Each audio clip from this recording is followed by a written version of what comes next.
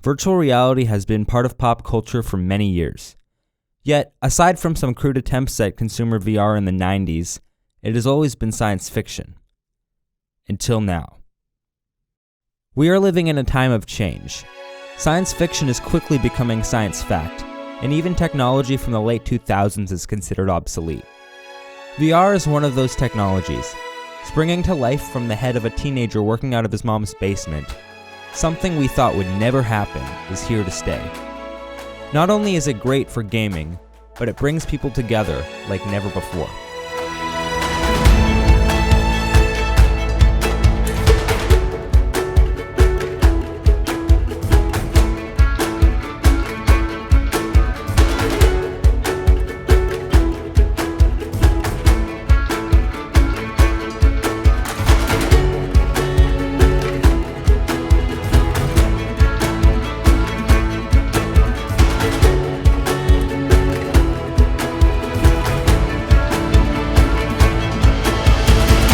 VRChat, an online multiplayer platform designed for VR, is a world without limits. You can go wherever you want to go, do whatever you want to do, and be whoever you want to be. And the friendships here are as genuine as they get. Here, because people aren't confined by geographic location or social structure, or anything else for that matter, they are truly free.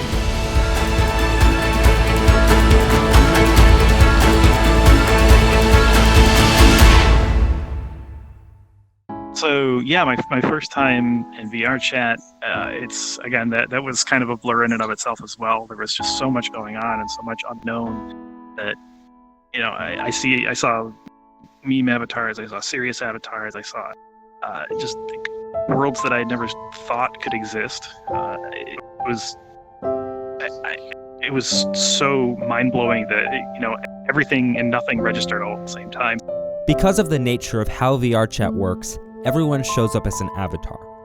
Your avatar is how people see you in the world and can define what they think of you, almost like your face or appearance would in real life. The difference is that you can choose your avatar, or even make one from the ground up. You can be a dinosaur, a fairy, or anything else. There is a reason why I am these avatars.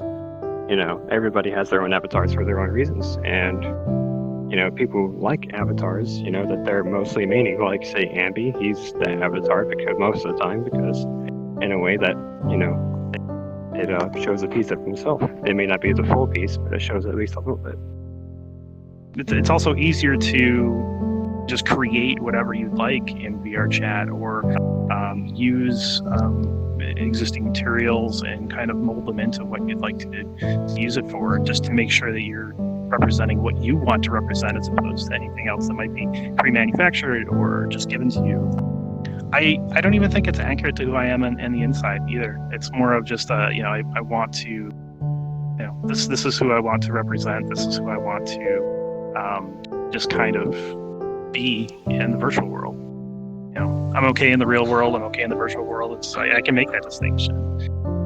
In VRChat, your avatar is your body, the vessel in which you explore the metaverse. Yet when you meet someone in VRChat, it's not their avatar you get to know, it's them. There's a couple of people that I've immediately clicked with, and I don't know if you've met Flower Bunny just yet, but I really have clicked with them pretty well. The first friend I met on VRChat, he was a desktop user, but I don't really judge that much because I used to be a desktop user. And so I made him as a friend. He introduced me to a whole bunch of other people, which was pretty nice. And I got to talk to them, and they seemed pretty nice as well. And it built up my confidence to actually talk to other people. I would say it's kind of like night and day. And VRChat, I could be more myself because there's no boundaries. There's no, expectations, I suppose. But in real life, you have people, watching you and seeing your real life. There's no escape. And, you kind of set yourself and you set your standards to what you are. But with VRChat, I could be whomever and whatever I want. I mean, in real life, I'm not exactly a small kobold with a tail, and ears and stuff.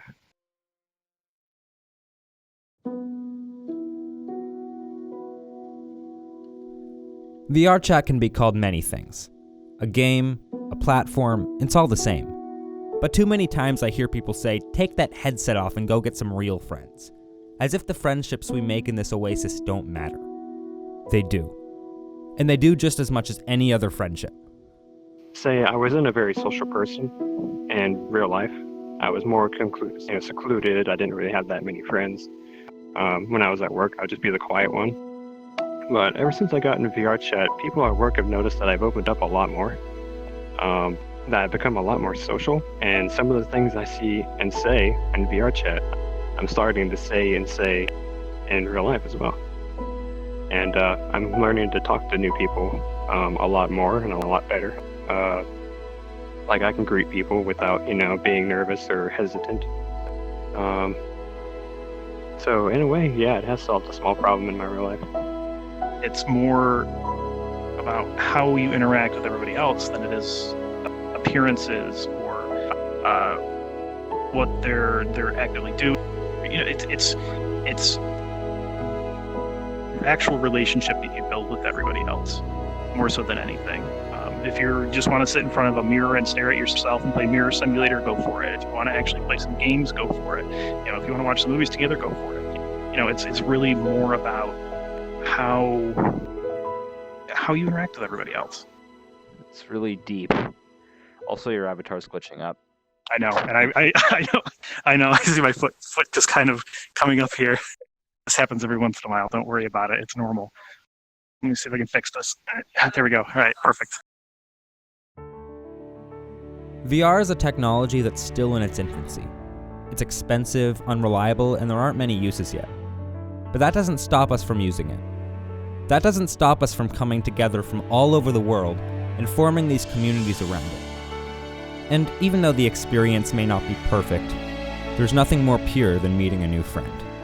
That's kind of what makes VRChat amazing and funny, is that something can happen. I can cover over my sensor here. My body. Exactly. See, it's just that. When VR is to advance in any shape or form, tracking needs to get fixed, especially for full body tracking. It's fantastic in and of itself, but the technology is still in its infancy stages right now. So, to make VR better, really, we just need time. I've learned in my life that science fiction is never really a fiction, and it can always become a fact. Everything is possible, but it's just figuring out how to do that. So as far as technology goes, yeah, a lot of things could be improved, but the problem is time and, money, I suppose, is another thing. We are in the middle of a revolution. For the first time in history, we are able to hang out with people from across the world as if we were in the same room.